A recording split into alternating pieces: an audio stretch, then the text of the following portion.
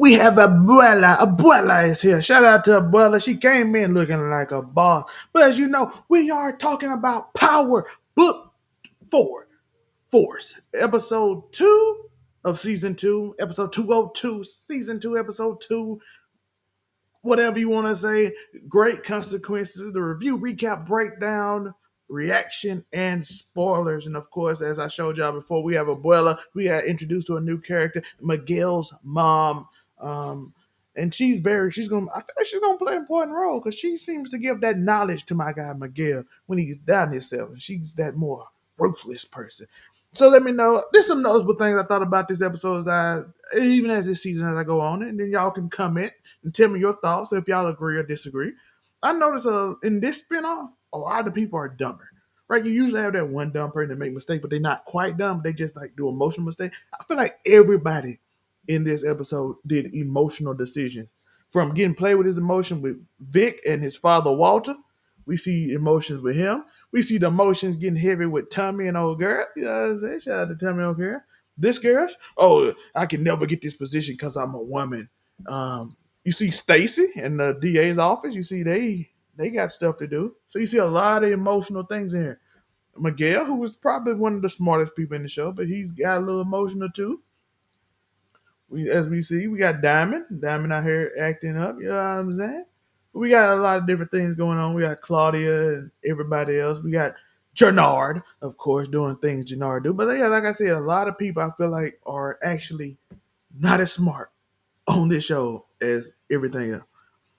Another episode I did like about this is you get to see the city again. I love seeing the city of Chicago. It's an amazing place. I know everybody like to say, "Oh my God, Chicago, this is the most dangerous place." Listen, most Chicago is beautiful. It's not even the top 15 most dangerous cities. Come on now. And I love how the story is more connected this season. That's one thing I did notice. This season is more connected. Everybody's intertwined. You have Walter. You have the Serbs. You have everybody kind of interconnected. Jenard and everybody is kind of connected. Even though, like I said, a bunch of dumb decisions being made. But let's go over what we saw into some few key points in the episode. Police know who it was. They do. They know who it was. Who ended Chewy. They know who ended Chewy. You know what I'm saying? It wasn't Jenard, but they know who ended Chewy. And of course, we had to go look through the entire thing to see who did it. And the detectives figured it out. They know who killed him because CPI did it, and we all know it. Chicken Wing out here turned out a pure snitch. My man Chicken Wing out here said Chicken Wing ain't no snitch. And the first thing Chicken Wing do is snitch. That is wow. Shout out to Chicken Wing though. He told them the CBI boys did it. We see Paulie has Walter Flynn about to sell some bad drugs to Tommy.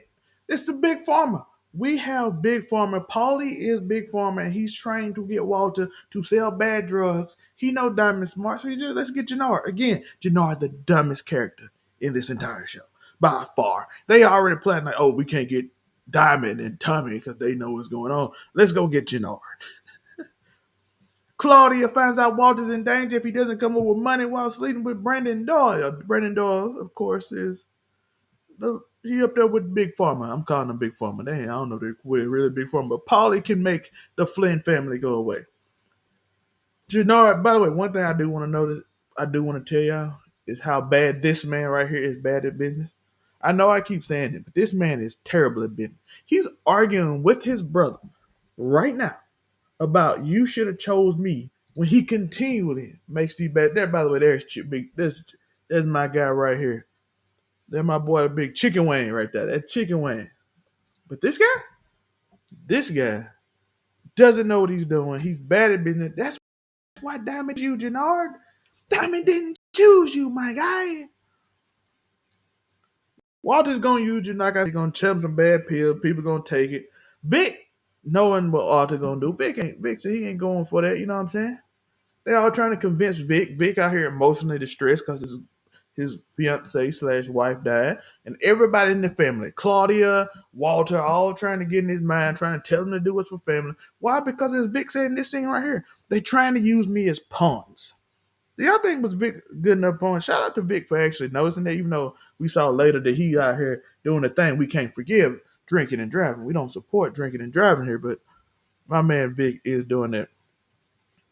We see Mr. Sampson is here, and Tommy comes in at the wrong time. But he figures it out. He kind of figures it out because Sampson came in and said, "Take the drug test, my boy." He is on Diamond's neck right now. My dude is on his neck. Claire is being used by Walter, but she thinks he's holding her back. As we see, we continuously throughout the episode gets asked about this task force. They continually want to make this task force throughout the whole episode, and they can't figure out how to do it. So apparently, what they have to do is to get the CPD involved, the Chicago Police Department, and of course, the lady in charge of the Chicago Police Department does not really like the police department, but in order to get things done, she needs them, right? She needs the Chicago Police Department to get things done because Stacy is kind of an anti-police person. She is a DA who is trying to say they are racist and all these things, but they don't like it. Lil K out here don't respect Jenard, and we see that his crew is not respecting him. As Claudia, as what's her name? My bad, Shanti. Shanti explained that, yo, your crew don't trust you. I'm hearing Lil K saying I don't understand what's going on. Lauren said the CPD can prove the connection as we just talked about, can get the task force. We talked about Lil K. Tell me about this Miguel at 290 as he drops Abuela was right. Abuela was always right. Always trusting Abuela. Especially if you're in the family. If you're not in the family, don't ever trust Abuela. Abuela might be trying to get you out of here. Vic out here on drugs, robbing people, random stores while with them stoots, as you know, them workers, them people, them astute people. Like, and also one thing I did want to talk about Vic and that scene when he was in the car. I do like the fact that they actually did the left hand taser and yelled taser like police supposed to train to do. It's always nice to see that somebody didn't grab the gun out the right pocket and say taser and shot the person. It's always nice to see when things go right. You know what I mean? It's always good when things go right. Like, I like the fact that the actors in the show put that much quality into it. Bald dude, Miguel, bald dude up here threatening Miguel. You know, I forgot his name. What his name? I think I wrote it down somewhere. Bald dude, he's over the cartel and over there and said, "You don't mess with the Serbs. Y'all both our thing. Y'all don't go to war no matter what." Which of course Tommy heard about 290 earlier, and I talked about. So of course he gonna mess it up and make him go against you. He the only one on top. So they come up with a plan to make them go to war. Cause Miguel not gonna play, right? Miguel not gonna play with them. They don't touch him. So now the cartel gonna be able to Serbs because they both gonna think the other one did it. And then I also found out something that I didn't think about. That woman who was screwing Diamond, basically, she a police officer. My boy Diamond got the 411 on everything. My man more connected than I thought about it. I don't even know if that showed in the first season. I don't remember it, but maybe I missed it. Now let me know in the comments if I actually missed the old girl with them. Jenard looking soft, as I said. Tummy attacked and served. I'm sorry about the punch. That punch scene was absolutely terrible, by the way. That punch scene was horrible. It was not right, and it wasn't good.